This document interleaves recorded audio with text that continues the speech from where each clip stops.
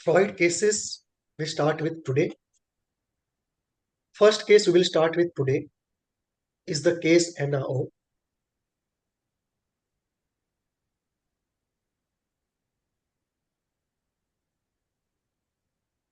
Freud had three famous cases, actually four. NAO, the Ratman, the Wolfman, and Little Hans. The four cases were very popular. They still are popular in the psychoanalytic circuit. We will start today with NAO. It's a case from July.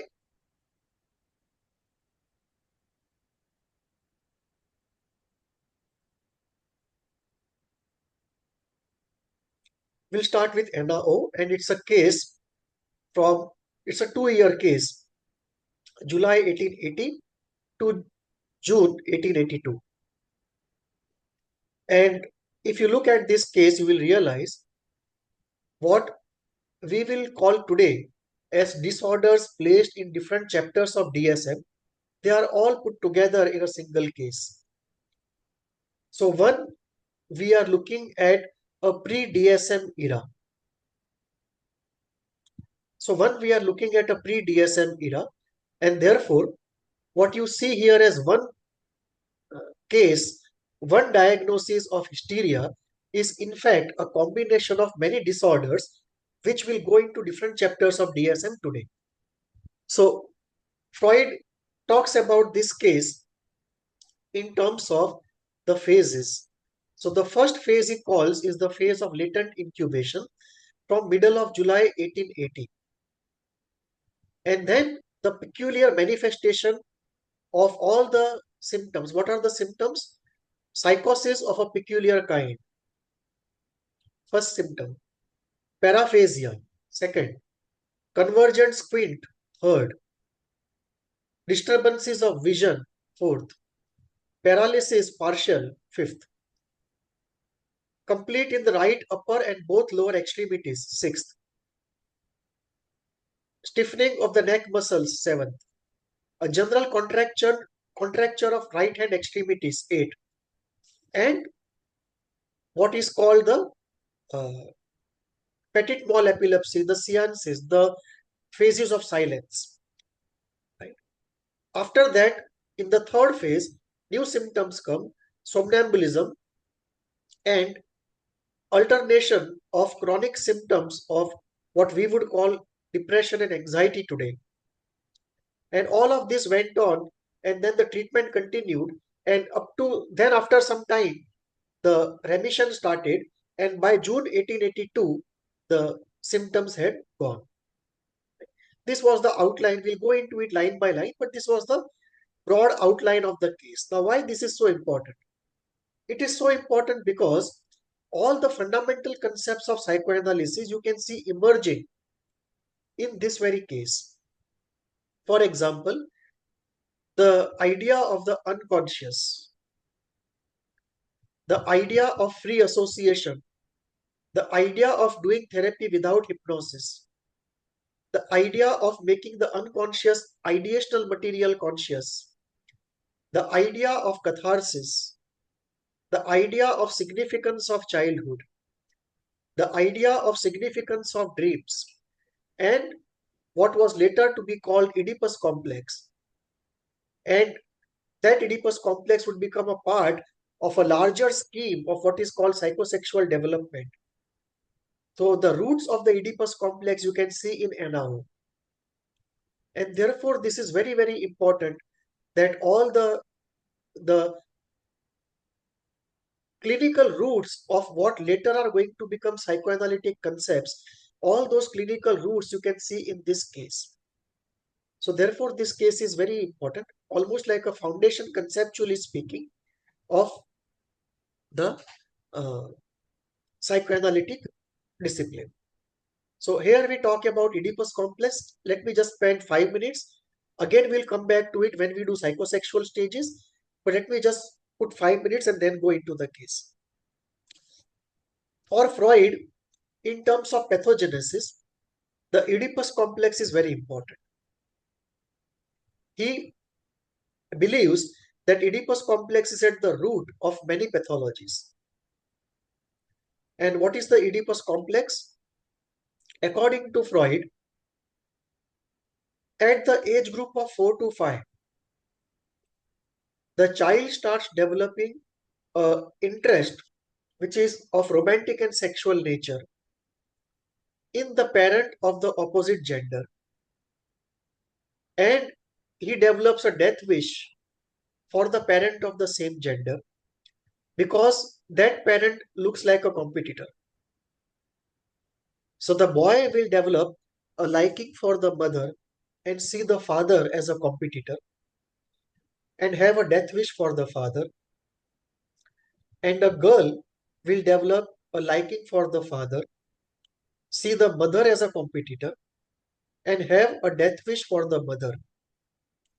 And after some time, it would dawn upon the person that what if the parent of the opposite gender, the parent of the same gender, comes to know the death wish I am harboring and the desires I am harboring. He will attack me or she will attack me, torture me or kill me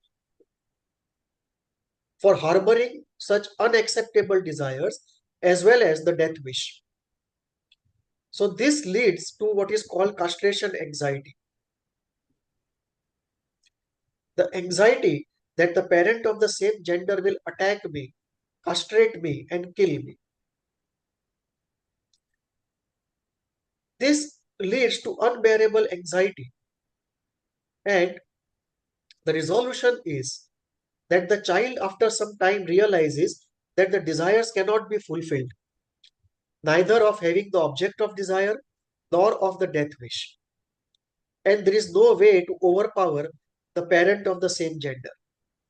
And therefore, the child comes to a resolution that I will give up the desire for the parent of the opposite gender and try to be like the parent of the same gender, so that when I grow up, I will find somebody like the parent of the opposite gender. And that growing up usually is the puberty, where this Oedipus complex again surfaces. So, this is how the Oedipus complex is resolved and one overcomes the anxiety, the castration anxiety. But, and then what happens is, Freud says from 5 years, when the Oedipus complex is resolved, to 14 years or 12 years, when the puberty starts, there is a latency period. So all the unresolved issues of the first 5 years, they go into sort of hibernation. And at puberty, all the unresolved packages, they again open with renewed vigor. And therefore, most psychological chronic issues, they start at puberty. So this is what Freud calls as the Oedipus complex. And he takes the word Oedipus from Greek mythology. So in Greek mythology, there is a myth of the Oedipus. The myth is like this, that a king does not have a child, and after some time he has the child, and the oracle comes and the oracle says that this child of yours will kill you and marry your wife, which is his mother. And the king is shocked at hearing this oracle. So the myth, we are told, says that the king orders his men to take the child to the forest and kill him. The men take the child and somehow they develop mercy. So what they do is they go to the boundary of the kingdom, they trespass into the other kingdom and put the child there and tell the king, we have killed the child. Now, the other kingdom's king comes on a hunting spree to the forest and he does not have a child. So he finds this child on the boundary of his side of the kingdom. So he takes the child. The child is made a prince. He grows up and he becomes the king. And after that, he attacks his own father's kingdom. In the battle, he kills the father. And as is the custom at that time, he marries all the wives of the king who was killed. And then the oracle returns and tells him what he has done. So he feels a great sense of guilt. And as an act of penance, what he does is he takes out his knife and he blinds himself. And he blinds himself and goes to the forest, giving up the kingdom as an act of penance and repentance. So, this is the myth of Oedipus in Greek mythology, that unknowingly he ends up killing his father and marrying his mother. And this incestuous thing, uh, Freud takes this story, and Freud says that this kind of a story goes on in the unconscious at 4 to 5 years of age. And this Freud calls as the Oedipus complex. And Freud believed that this is a natural phenomenon, chronologically ordained, that everyone goes through it and it is resolved. And if somehow the phenomena is not resolved, which means you are not able to give up the desire, then the anxiety also continues. And the outcome of that will be that in adult life, the person will be attracted to very maternal women, possibly far more in age than his own age, and he will develop a difficulty in relating to the authority figures. His relation with the boss will be filled usually with a lot of anxiety, because the anxiety of the father will be transferred onto the father figure, which is the authority figure.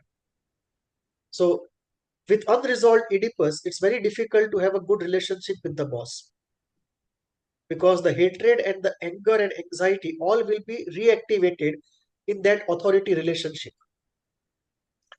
So this is what Freud said. Now, later on, people added a lot of things to the Oedipus complex, which we'll take up later. In fact, uh, Lacan uses this more as a metaphorical thing and extends the meaning far beyond the literal meaning of the Oedipus complex. That we'll take up later. But for the moment, let us just look at what is necessary for understanding the case. So the Oedipus complex is this. Now, this would be true for a boy.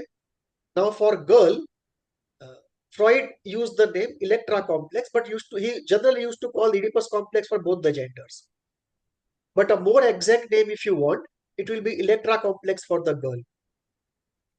And then there will be a negative Oedipus complex, meaning in case of homosexuality, the child will develop desire for the parent of the same gender and death wish for the parent of the opposite gender. So that will be a negative Oedipus. And in case of a bisexual orientation, there will be a double Oedipus. There will be desire for both the objects and partial death wish alternating for both the objects. And there is something called the reverse Oedipus, which is the parent feeling it for the children. The parent developing a sexual desire for the children. So that is the reverse Oedipus. Any questions on this? Yeah, please. In a way, I don't know how sensible the question is, but I feel like from what you shared about Oedipus, it feels like it is a self-resolving complex. Correct. For And most people, it during is a the process of growing up, right? for most people it's a self-resolving issue. Yeah. For Yeah, some, but huh, in a child, suppose, because when the complex really becomes kind of bad and gets manifested, the child is already an adult. So there is a long gap of many years which pass with where the child lives with this complex. correct. And So during that time, is there any way, like how can it be resolved in its own way, or how can the child be helped, or how can it be figured out, or something? I don't know. I don't know generally. yeah, so uh, it's very difficult to figure out, because the child is unlikely to speak it out, because the repression sets in very early. The child learns what is acceptable and not acceptable far earlier than we believe, right? Or you can see in the childhood of many people, the boy saying, I will grow up and marry the mother, I grow up. and marry the mother. Uh, Right? Or the girl says, I'm going to marry the father, or I'm going to marry the elder brother. It's very common. And then the parents tell the child, okay, no, no, this cannot be done. Right? We have Right, to right. introduce the social morality, right? That you cannot have a free for all as nature says it. Right? So what happens is, when the Oedipus is unresolved, two things happen. One is, on one hand, the dream life becomes extremely active. And such children have a very voracious dream life, often of their teachers or women in the neighborhood who are slightly elder to them. That is one. Second, the masturbatory activity that becomes very high and often starts very early. And children may be caught in the masturbatory act very early, and the parents may actually feel, okay, how is it that at such a young age this activity has started? So, what they expect at puberty or pre puberty, it precedes it by a long margin. That is second. Third is, there is excessively high fear of authority figures. So the child is extremely afraid of teachers at school. Like, if the teacher catches the child talking to somebody and asks him to come to the chair and table where the teacher is sitting, the child is literally shivering. And the kind of fear that you see on the child's face is much higher compared to a normal child's fear. So if there are 40 people in the class, there will be 5 who don't have it resolved, and the kind of fear that you see on them is very high. Right? Similarly, if they commit a mistake, right, the terror of facing the authority figure is so high that mostly they won't have the courage to go.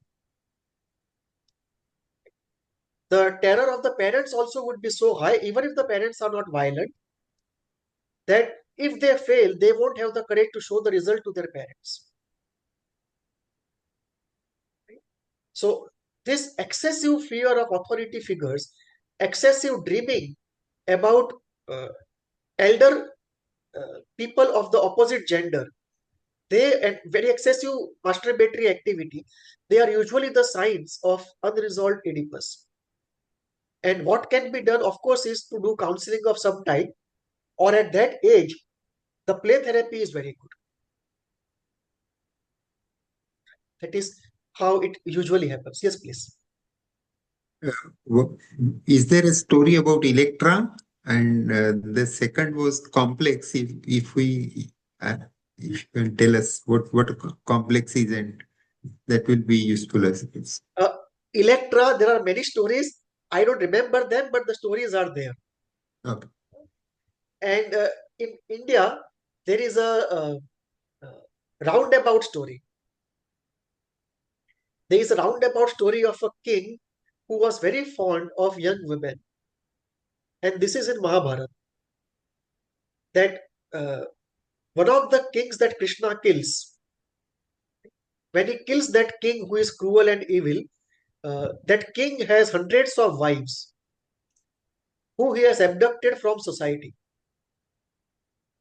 And Krishna has no choice but to marry all of them because society is not ready to absorb them.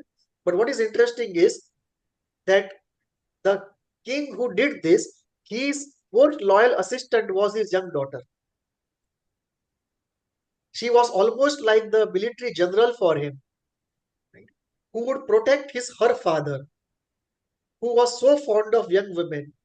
She could not see the evil in him because by identifying with those young women, she was living out her Oedipus complex.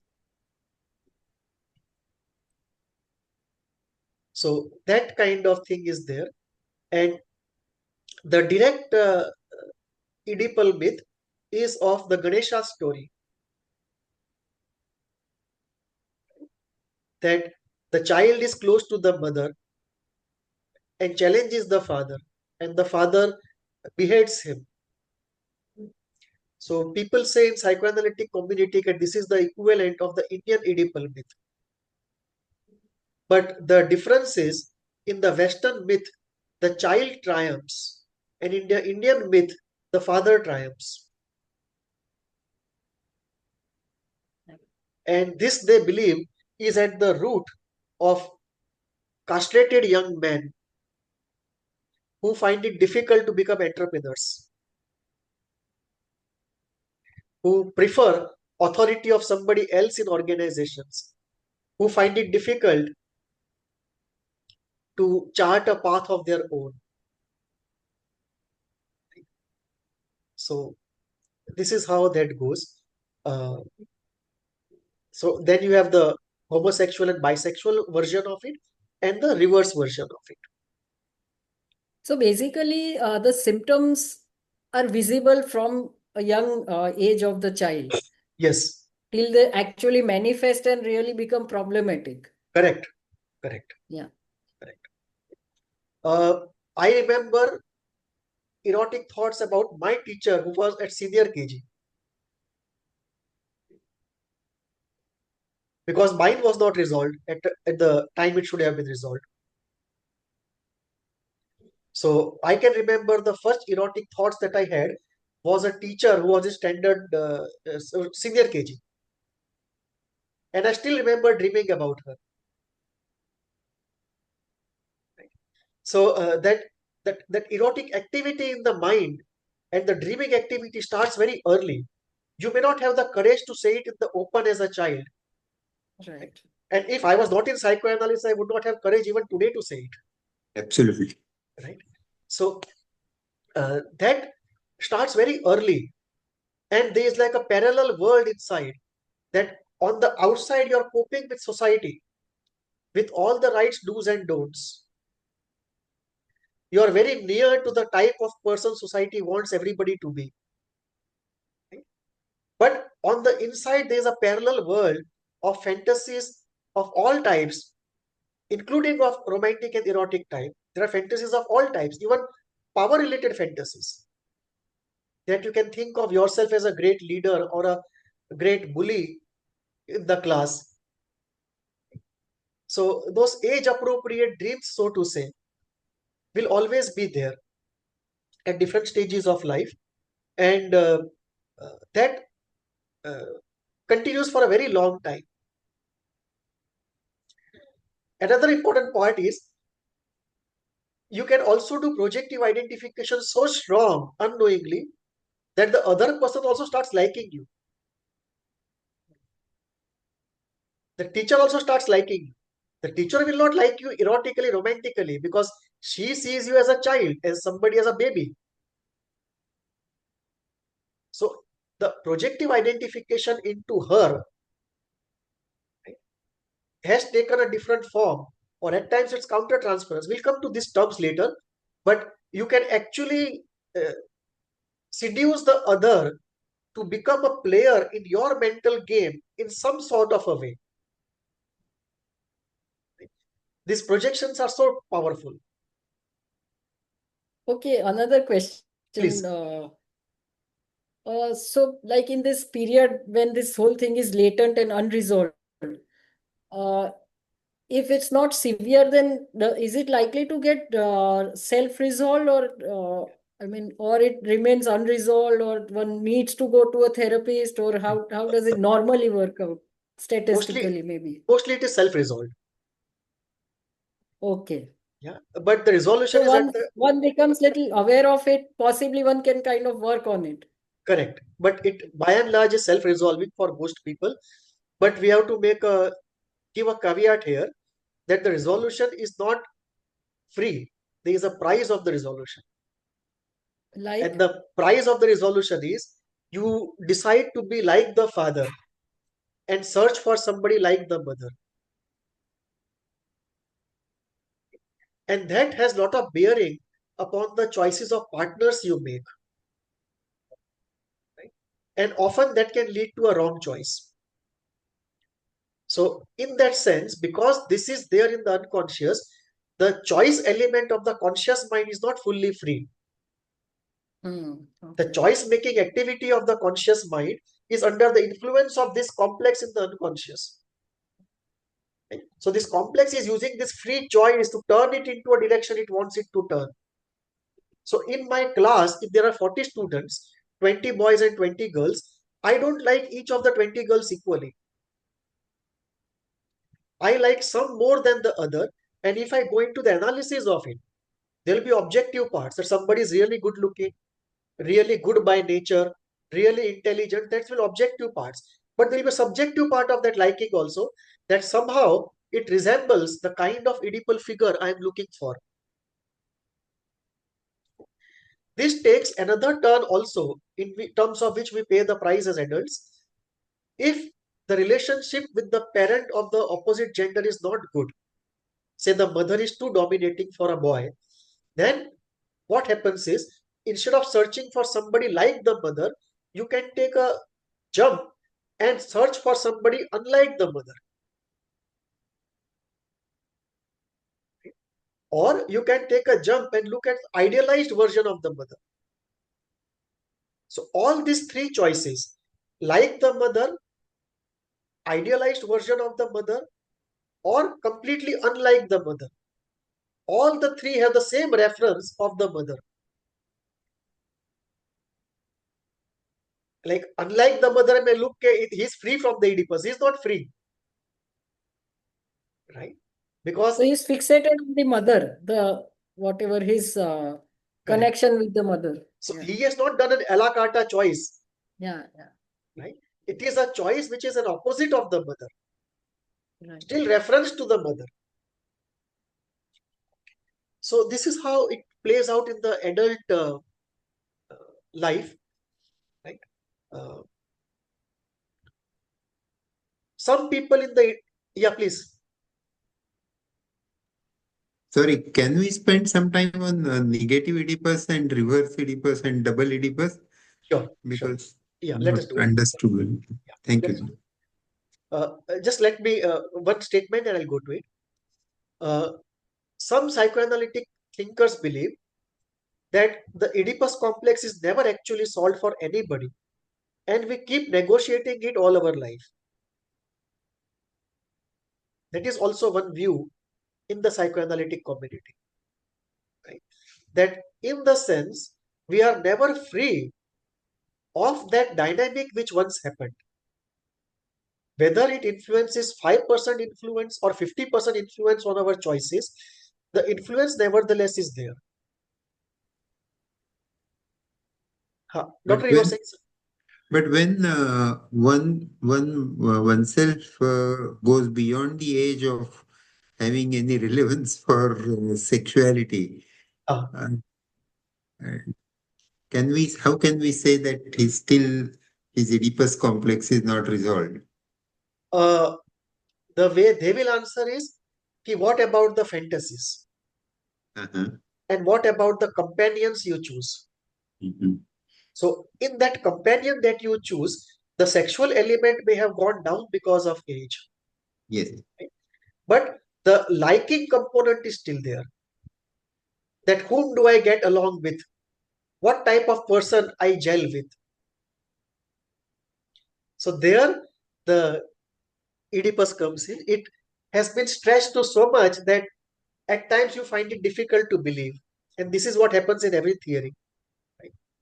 That when one gets lost into it, one projects omnipotence and stretches it everywhere, right? So I know of somebody uh, whose friend is a psychoanalyst and a musician, and he sees Oedipus in the ragas that we have.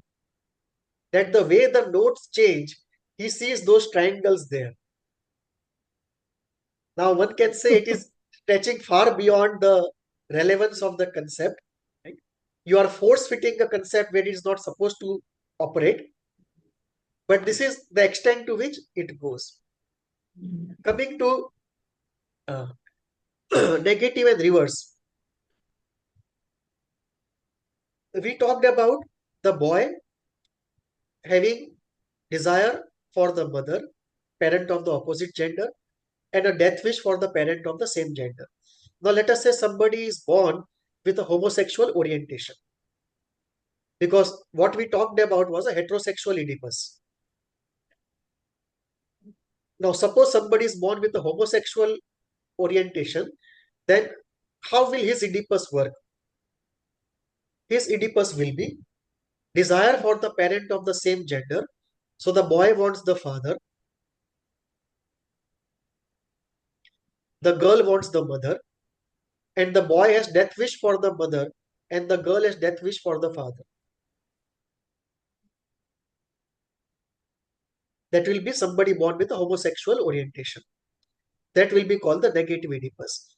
Now, somebody may have both of it, a bisexual orientation. So what will happen is there will be desire for both alternatingly, and there will be a death wish for both alternatingly.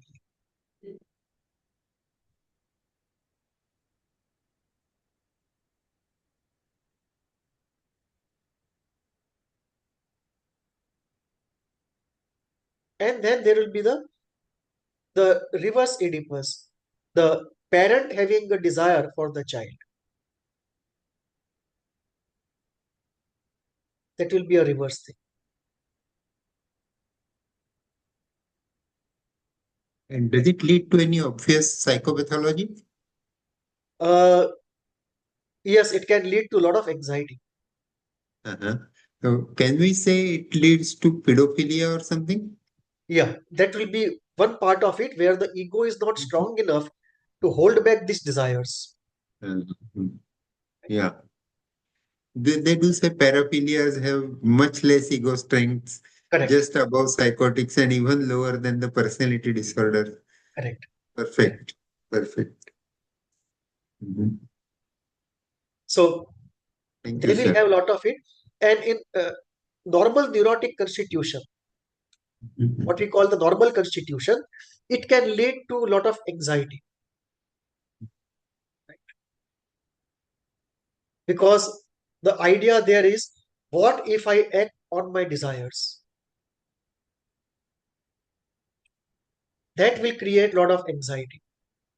So in DSM terms, we'll be looking at some forms of generalized anxiety disorder where this might be at play in terms of causation. That of all the GAD patients, maybe 2%, 4% might fall in this. Right? That the causation of that particular part of GAD will be essentially rooted in this. Some sort of Oedipal or incest desire repressed with great difficulty. And that can happen not only between parents and child, it can also happen between siblings.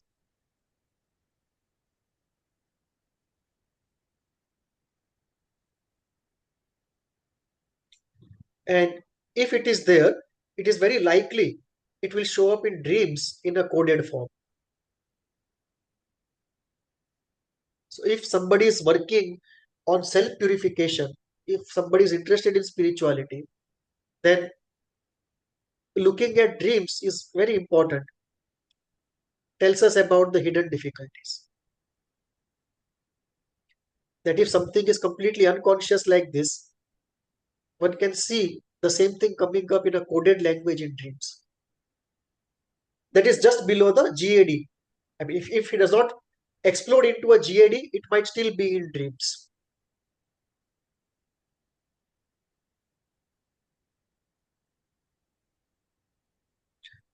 Any questions on this? Remember a patient whom I happened to kind of challenge. He was a medical student and he came to me and said that he was thinking of migration because homosexuality is allowed in other countries, but not in India. It was about 20 years ago. And then I knew his family constellation and I happened to ask him, not being an expert and venturing something might have led to this. I asked him, uh, have you considered that your father is very submissive and mother is very domineering and you don't really like him? Might that have something to relate, something to lead to this kind of a constellation or liking? and he Uh, got very violent with me. He stood up and he said, "You are trying to convert me and I will sue you."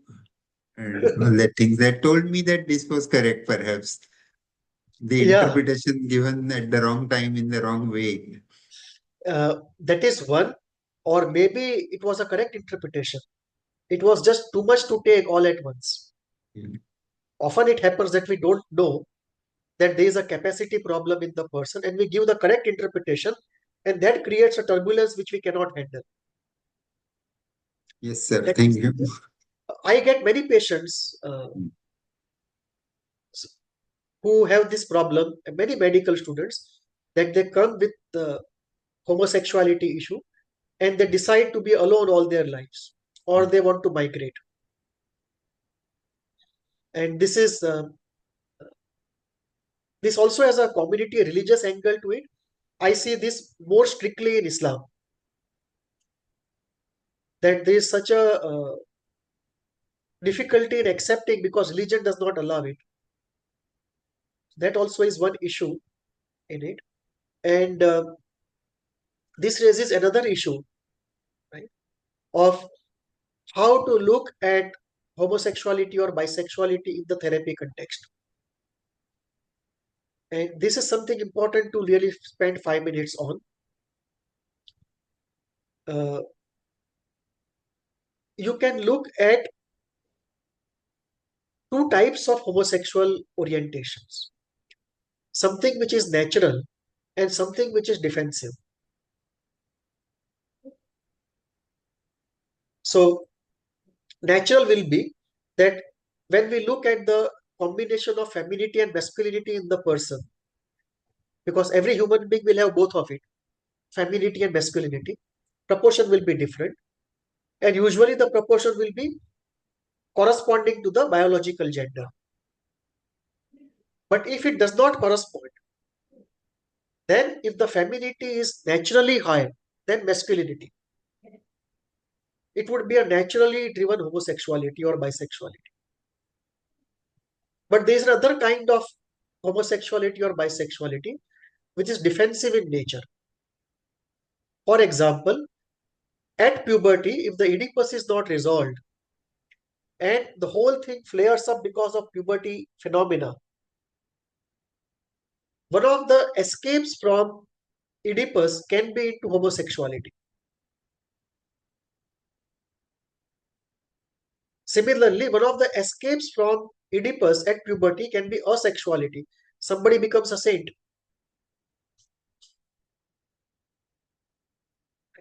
So we have to be careful.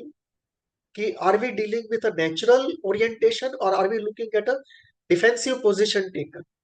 Now, if we are looking at a defensive position taken, then our job is to free the person from that hold of defenses, set him free, and then allow him to make whatever choice he makes. If we are looking at a natural thing, then it is none of our business to go into it. He is authentically living out what he is. The difficulty in this kind of thinking is, I think this way, but the woke movement in the West, especially before Trump came, for the last 10 years, they almost criminalized the concept of a defensive homosexuality. So they said everything is just natural. And if you even talk of defensive thing, you are actually transgressing into the freedom of the individual and all sorts of things. It was almost like a defined crime that they converted it into. But this is not what we find in human nature.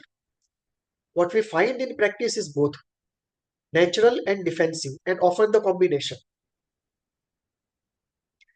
And uh, very interestingly, those who accept this, that they are homosexuals and are living it out, not only living it out aloud and almost voraciously, they may still have guilt related to their own homosexuality, even though it has been lived out very openly. So strange things can coexist. We can see at a deeper level of the unconscious a problem of self acceptance coexisting with a voracious and public living out of one's homosexuality. It's a strange kind of combination, but we see that, and it makes us realize how complicated and strange this apparatus called the human mind is.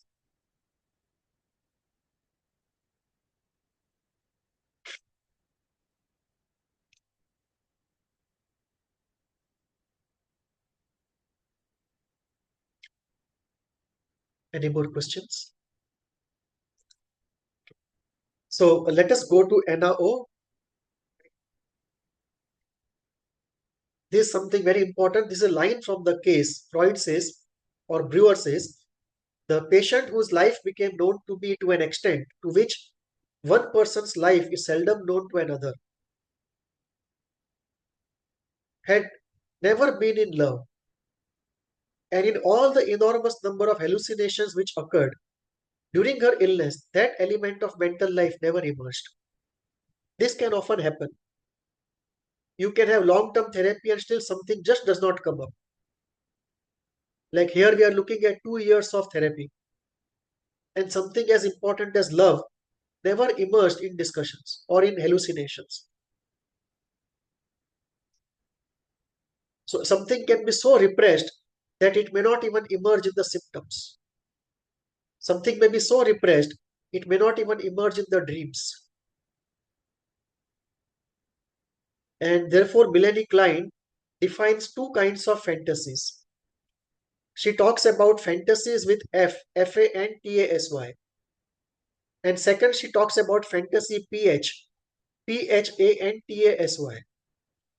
The PH fantasy is so repressed, it does not even come up in dreams. One of the most repressed forms of psychic content inside.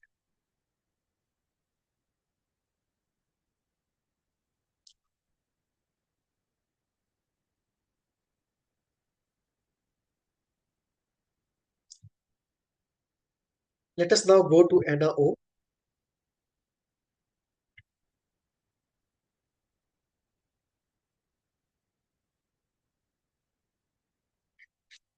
Can someone read turn by turn a paragraph each?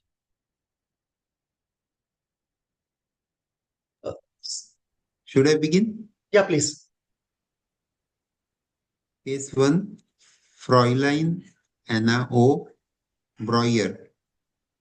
At the time of her falling ill in 1880, Fräulein Anna O. was 21 years old. She may be regarded as having had a moderately severe neuropathic heredity since some psychosis had occurred among her more distant relatives. Her parents were normal in this respect. She herself had hitherto been consistently healthy and had shown no signs of neurosis during her period of growth.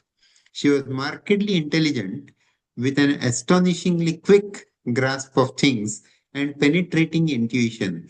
She possessed a powerful intellect which would have been capable of digesting solid mental pabulum and which stood in need of it, though without receiving it after she had left school.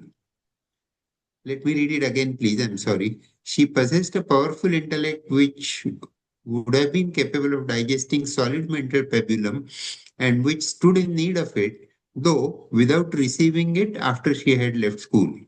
She had great poetic and imaginative gifts, which were under the control of a sharp and critical common sense. Owing to this latter quality, she was completely unsuggestible. She was only influenced by arguments, never by mere assertions. Her willpower was energetic, tenacious, and persistent. Sometimes it reached the pitch of an obstinacy which only gave way out of kindness and regard for other people. The first thing that we see here is Freud. We are still in early days. This is like almost before psychiatry, probably. We are still in days where the neurology, psychiatry, and psychotherapy yet to become different. We are before DSM. So DSM 1 also has not come. So we are fumbling with concepts, with words, with definitions. And you can see here, Freud is not following any case history taking method, the way he writes the case. There is no mental status examination. There is no origin, development, and progress. There is no personal particulars. There is no history of present illness. So all the things that we find in today's case history taking, the entire structure is missing. This is more like literature, a purposeful story told for an objective of healing. So this is the first thing. The second thing is Fräulein is a prefix used in German, just as we use Miss, Mrs. and so on. Shall I read? Yeah, please. Yeah. One of her essential character traits was sympathetic kindness. Even during her illness, she herself was greatly assisted by being able to look after a number of poor and sick people, for she was thus able to satisfy a powerful instinct. Her states of feeling always tended to a slight exaggeration, alike of cheerfulness and gloom. Hence, she was sometimes subject to moods. The element of sexuality was astonishingly undeveloped in her. The patient, whose life became known to me to an extent to which one person's life is seldom known to another, had never been in love. And all the enormous number of hallucinations which occurred during her illness, that element of mental life never emerged. So what we see here is we are looking at presence of bipolar in today's language. That she was sometimes subject to mood. We don't know if it was persistent and qualify for bipolar or not. But at least we can see the bouts of mood, if not bipolar fully. At least the bouts of moods were there. And there was a cyclical thing of cheerfulness and gloom. And the repression was at work. Sexuality and the erotic life was completely repressed. So repressed, it would not even come up in hallucinations. Even in the hysterical fit, she would not leave it out. So this is what we slowly get about her. Yeah, please continue. So I have a question. Yeah, please. Why would he not conclude that if there was no evidence of repressed sexuality, there may be no sexuality? Because the idea of no sexuality is in a way alien to Freud. Okay. For him, asexuality is a defensive action. And that comes from his roots of philosophy. His philosophical belief is in materialism and empirical sciences, which is biology. So for him, the two primary characteristics of human organism are survival and reproduction of somebody like himself. So this being the root of the entire organism, uh, being asexual would mean not having the will to reproduce one like oneself. And that was alien to Freud. For Freud, this was hardwired in all of us, survival and reproduction. And if for some reason the reproductive part of the organism is not functioning, it is essentially out of a defensive action, not because the instinct is missing. So that is how Freud would look at it. In fact, just a moment. In fact, uh, if you look at Freud's definition of perversion, he had great difficulty in defining it because according to the biological definition of what is normal and what is not, anything not at the service of reproduction is not normal. Then by that logic, what would you say about homosexuality? What would you say about foreplay and afterplay? So if you look strictly at Freud, the entire homosexual activity will be regarded as perversion. which is why he was heavily criticized by those who were more on the liberal side. But the point he was making was different actually. He was not anti-homosexuality. In fact, Freud's one of the concepts is the bisexuality of the entire race. Right? So later on we will see he says we are all polymorphously perverse. That the human race as a full race is polymorphously perverse.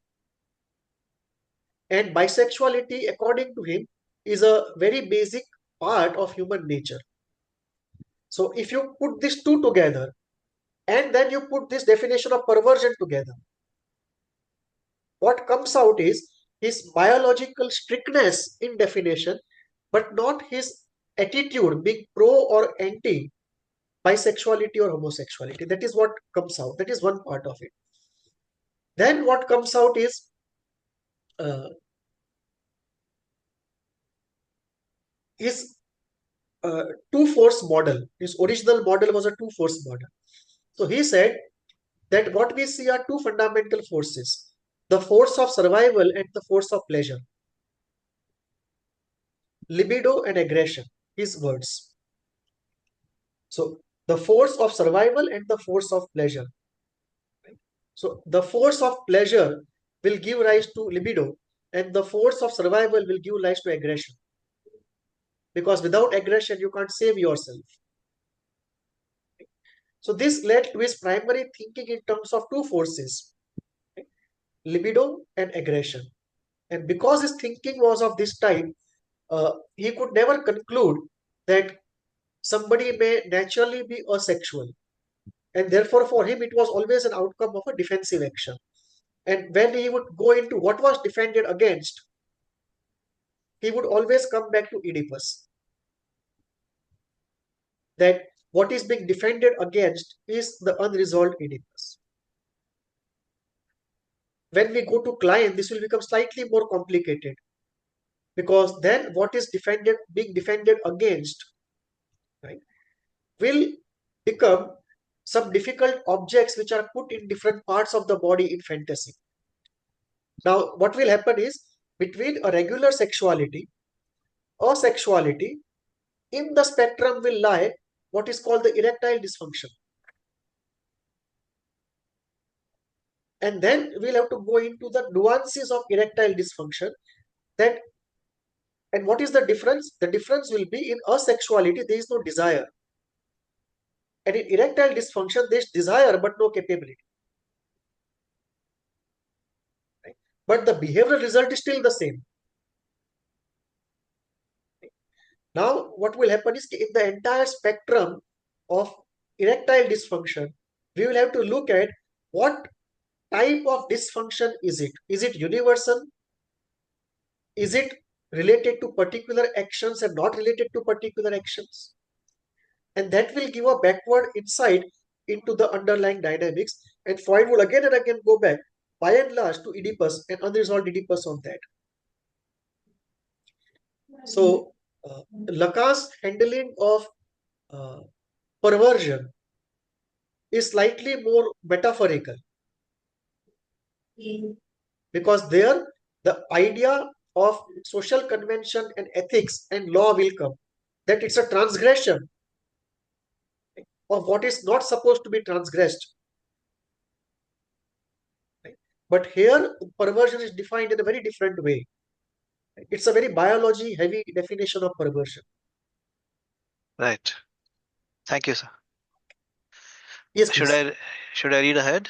Oh yeah, please. Sorry. Yeah. Yes, Supriya. Like when I was listening to all this, I was thinking of some saints in India or the eastern part of the world who Right. never had, say, sexual desire, and they renounced the world at a very young age of adolescence and even earlier. So I don't know, this doesn't sound completely convincing in that sense, that it's one cannot be asexual or can be without sexual desire or something. Okay. We will encounter in this context three situations. Right. Situation One will be that one wants to be free from the strange hold of sexuality, and one works upon it, and at some point attains it, and becomes what we would call a true saint. Because a saint who is holding back by self-control is actually a work in progress.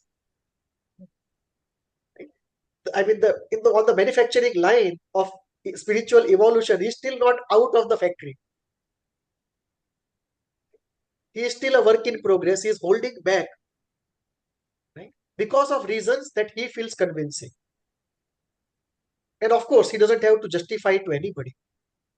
But there is a self mastery situation when one is desirous of self mastery, works upon it, and at some point achieves it, and therefore becomes asexual by choice and mastery after a long period of self work.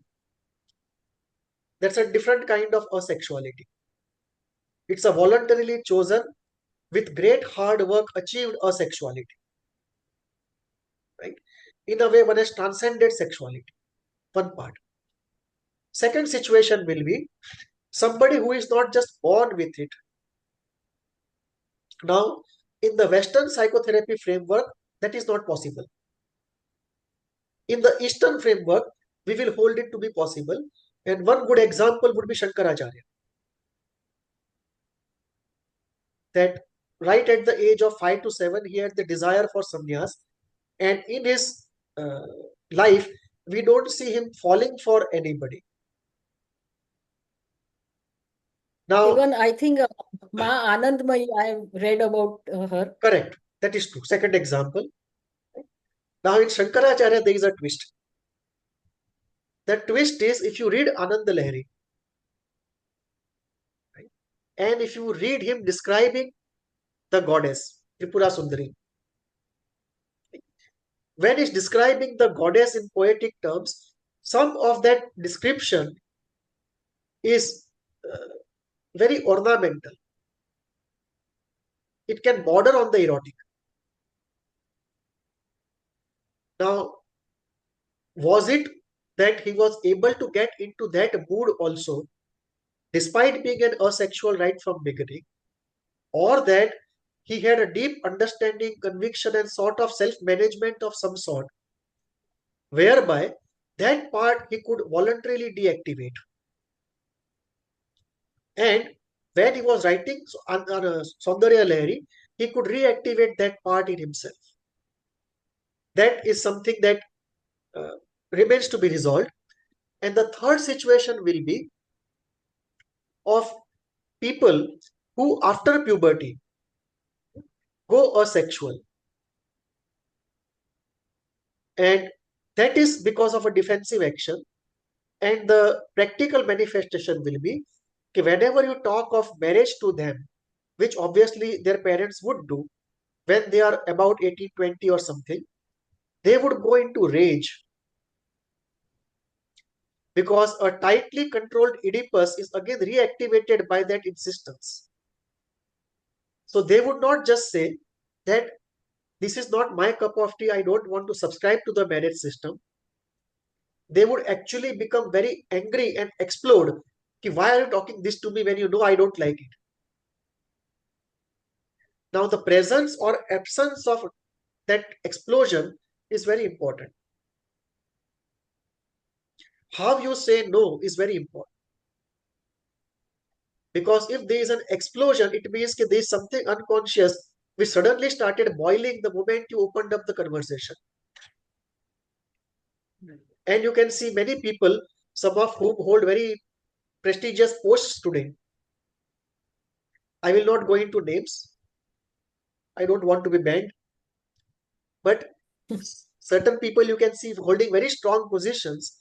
And if you know how to make out the homosexual component in people, which you can develop with analysis, you can make out, right, that person X has become a sannyasi as a defensive action against homosexuality, and Lady Y has become a sannyasi as a defensive action against bisexuality. And if they come for therapy long enough, I'm sure they will discover it. So we'll have three situations here: no sexuality, mastery over sexuality after long self-work, and defensive asexuality. The first and third don't need therapy. It is the defensive asexuality that needs therapy the most. Those who are in the process of mastery can use psychoanalytic psychotherapy as a part of their spiritual process, but it's not compulsory. It's not easy also. So I have been fortunate enough to be therapist of a couple of saints, and it's very difficult to do psychotherapy there because the regression to primary narcissism is so strong, and often the narcissism is so fragile that they don't endure a long-term therapy.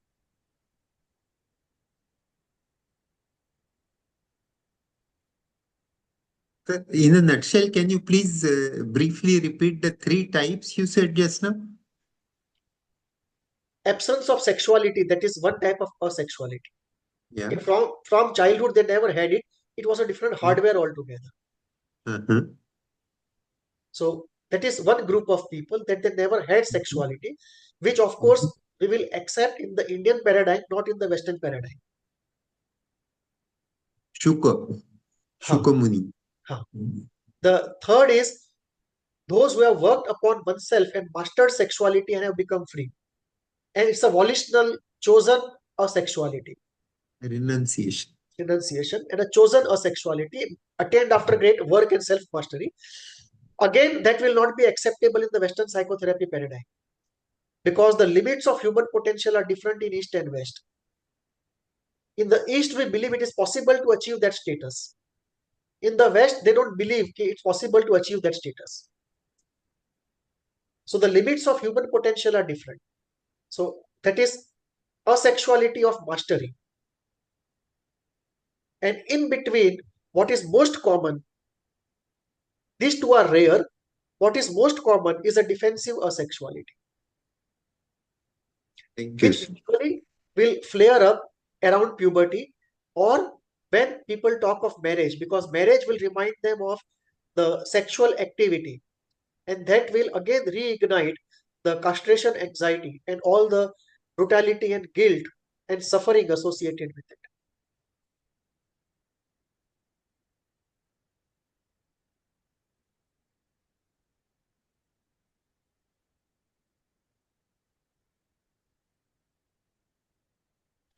Should we break for 10 minutes for a cup of tea? Or should we Yes, continue? sir. Okay. Always yes. Okay. So it's 3:40. Let Sorry. us get back at 3:50. Yes, sir. Thank you.